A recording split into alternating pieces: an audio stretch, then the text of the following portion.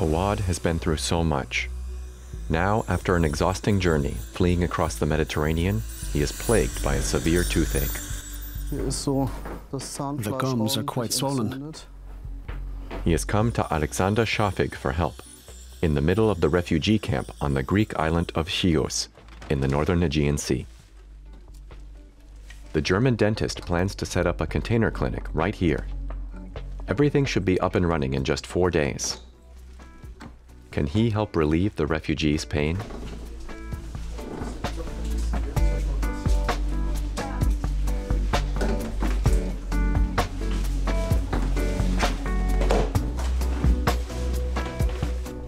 It's business as usual in Alexander Schafigh's dental practice in Germany, shortly before his departure. Morgen! A few patients have shown up before he leaves for Greece. Of course, everything is much more relaxed here. The conditions here are good.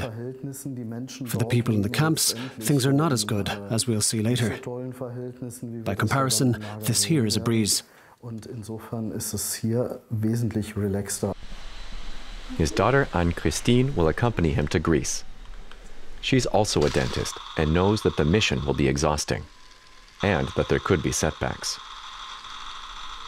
For 4 days, the father and daughter team will close the practice in Germany and provide voluntary treatment to the patients in the refugee camp. Toothaches are toothaches. Whether it's here or over there, the pain is similar. But they have completely different complaints in the camp. They have to deal with their frustration on a daily basis. There's no progress.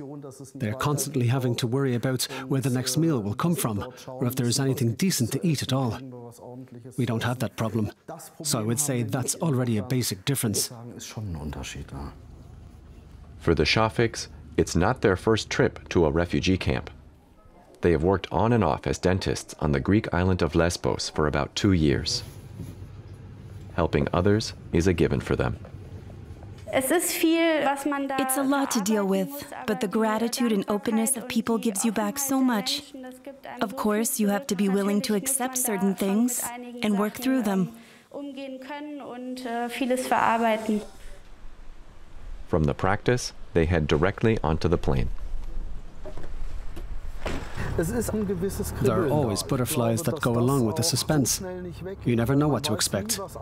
We always hope that our mission will succeed, and until now it has always worked out. So we're assuming it will be good this time too. There are so many people who arrive on the Greek islands, and the truth is we can't help everyone. But we can help some people, and there you already have a great motivation, knowing you've helped one person a little bit. The Vial refugee camp. At first, the refugees lived in tents, but now they live in containers. The situation has improved, says Ali from Sudan. I haven't been sick here yet, fortunately. But what I hear from others is that when they were sick, they were always helped well. The medical care is good here in the camp. But so far, there hasn't been a dentist in the camp. It's the second day. The Schafighs have set up an aid organization for their mission and are officially allowed to work in the Vial refugee camp. Their goal for the day is to set up the dental clinic, because many refugees have severe toothaches.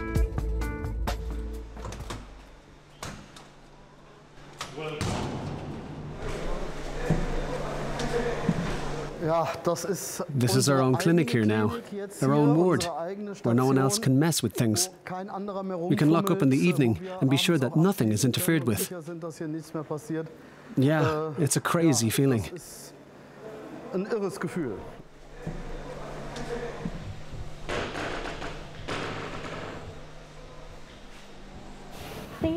It's big.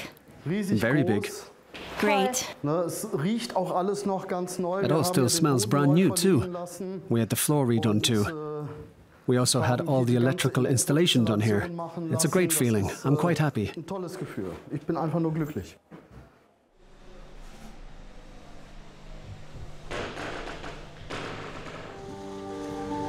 In some places, only about 5 kilometers separate the island from the Turkish mainland. A virtual invitation for refugees to attempt the crossing. To set off in their boat right here. But despite the land in sight, it's a dangerous undertaking. It doesn't look far, but it does take time, because the refugees' boats are very underpowered. At times they run out of fuel, and then they're stranded here in the middle of the sea without fuel. Their engine is out, and that's when they have to paddle. And they're hoping that the Coast Guard won't intercept them.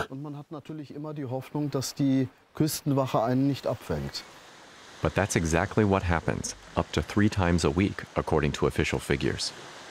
The Palestinian, Abdullah, works as a hairdresser here in the camp. His present customer is Ali from Sudan. Both have experienced how difficult the route to Europe can be. It took 3 attempts before they both reached Chios.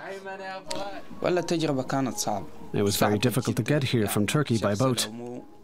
But there was no other option. Here we say, die at home or die on the run, which is worse. Here we could at least try.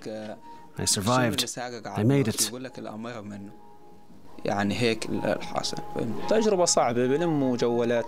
The journey from Turkey was very difficult. First we were stopped in the water. Our cell phones were thrown away. Then we were sent back. On the second time, the last time, I made it. There were 20 of us on the boat, including women and children. And the authorities only let us through because the waves are very high. Then we ended up in the camp.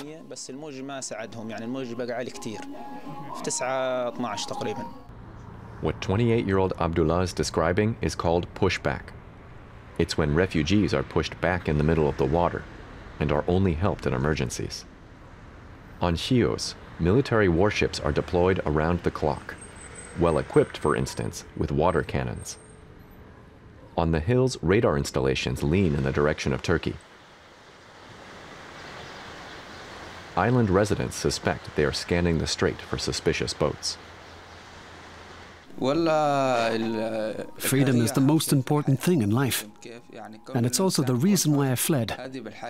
Being trapped here at this place is not pleasant, because the reason I left my country was to live in freedom and in peace. Currently, about 700 people live in the camp. They start out by boat from Turkey, get pushed back, try again, and end up stranded in the hinterland of Chios.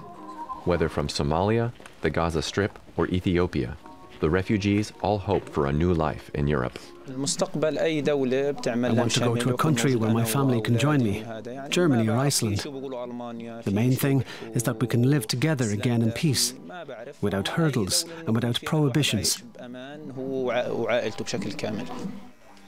During their flight, Abdullah and Ali had more pressing problems than their teeth. Now they want to be among the first patients in the new dental clinic, once it's ready. It's the 3rd day. There's a special obstacle in the container right now, and it weighs 100 kilos, and it can't be dealt with alone. It's the trickiest thing, because the chair is super heavy, and of course, also very unwieldy. But the guides are fantastic. They won't let me help. I'm not ungrateful.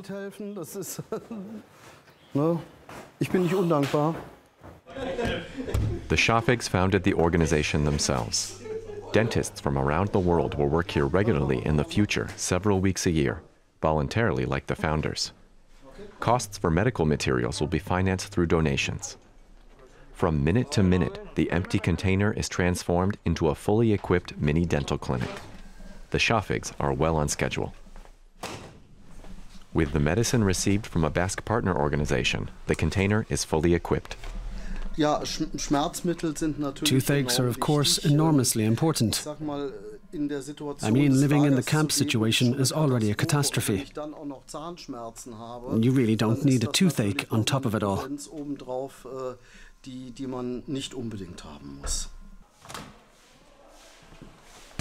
Assalamu alaikum. Awad is the first patient. 20 times, he says, he tried to come to Greece by boat.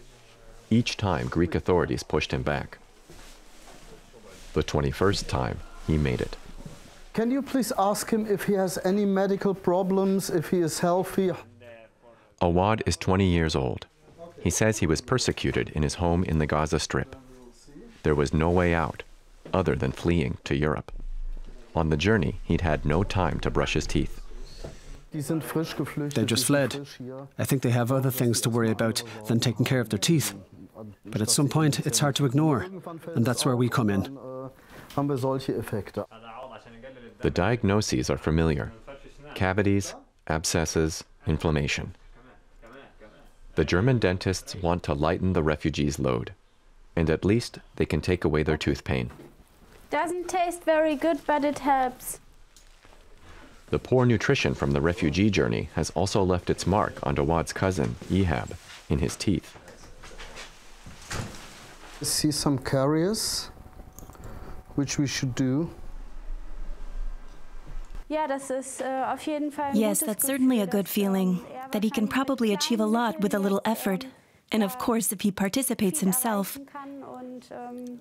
We can do a bit here, but the patients still have to remember to brush their teeth. Aber das Zähneputzen können wir den Patienten leider nicht abnehmen. A dental clinic in just 4 days. From now on, the two will work here several weeks a year in the battle against tooth pain. You can get upset and annoyed that some things aren't functioning, but it doesn't help. You have to see what you can do yourself, and that's what motivates me. And the gratitude I get back from people afterwards completely outweighs everything. That's my motivation. When you get back home from here, you appreciate the little things a lot more.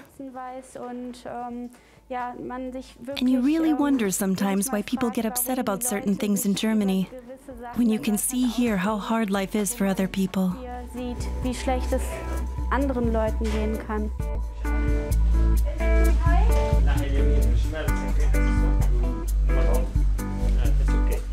خلاص حبيبي خلاص. السلام عليكم ورحمة الله وبركاته.